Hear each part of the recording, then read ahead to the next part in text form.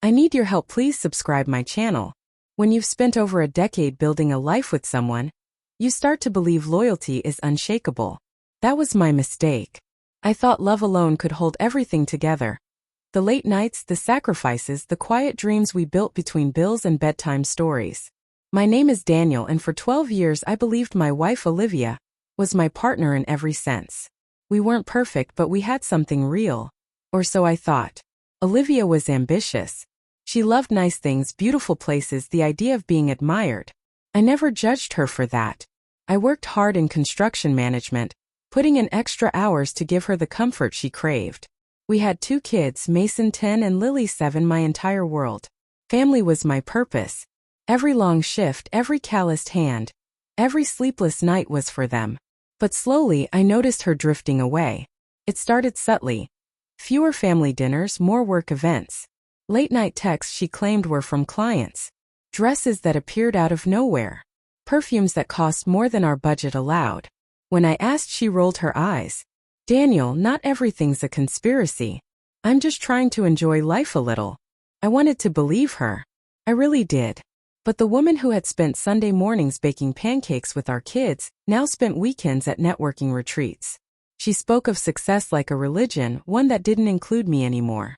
The night everything changed, she was getting ready for yet another business dinner. Silk dress I hadn't seen, heels straight out of a magazine. "You look beautiful," I said, my voice cracking halfway through. She barely looked at me.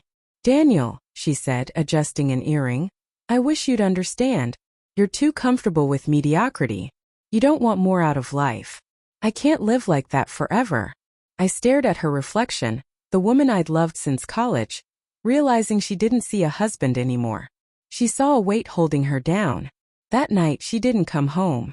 The next morning Mason asked where Mom was. I lied. She had to stay late for work.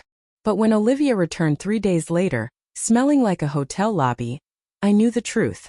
She hadn't chosen her career. She'd chosen someone else. She walked in like nothing had happened.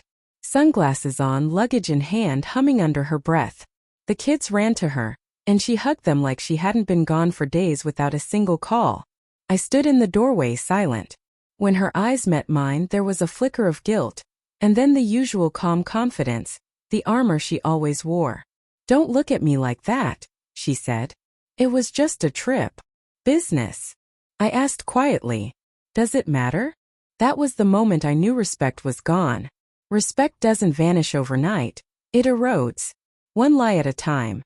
One dismissive comment after another. And when nothing is left, love becomes an illusion we pretend to preserve for the kids. Over the next few weeks, I became an observer in my own home. Olivia dressed differently, stayed out later, glued to her phone. When I asked questions, she accused me of insecurity. "Daniel, I can't breathe with you watching me all the time. You're making this marriage unbearable." But I wasn't imagining it. One night, after she fell asleep on the couch, her phone buzzed. I shouldn't have looked, but I did. A message flashed. "Room 409. Same time tomorrow." From Richard, a man I'd met once. Charming, wealthy, confident. My heart sank. I confronted her the next morning. She didn't deny it. She didn't even try. "Daniel, you can't give me the life I want," she said. "Richard understands me. He makes me feel alive." I'll never forget that line. He makes me feel alive. Like our years, our children, our memories were dead things. That evening, I packed a small bag and took the kids to my brother's house. Olivia didn't stop me. Didn't ask where we were going. Her silence told me everything I needed to know. Days later, her lawyer called. She wanted an amicable separation. She wanted freedom and the house. Something inside me changed. I'd spent years avoiding conflict, choosing peace over pride. But peace means nothing when it's built on your silence. I answered with facts, not tears. Filing the papers was easier than I imagined. Divorce was cold, procedural, just signatures, dates, receipts. Every misstep she made left a digital footprint. Hotel bookings, credit card statements, photos she forgot to delete. Evidence that made the process almost mechanical. A day later, Olivia called for the first time in weeks. "Daniel, can we talk?" I agreed. Not because I wanted to, but because I needed closure. We met at the cafe where we'd had our first date. Only now there was no laughter, no warmth, just two people in the ashes of what used to be love. I made a mistake, she whispered. Richard isn't who I thought he was. He's married. I didn't know, I said, quietly sipping coffee. Can't we start over? She pleaded for the kids. That's when I realized she didn't miss me. She missed comfort, security, the life I'd built. She didn't want a husband. She wanted a safety net. You chose luxury nights over loyalty, Olivia. Now live with what that choice costs. Tears came.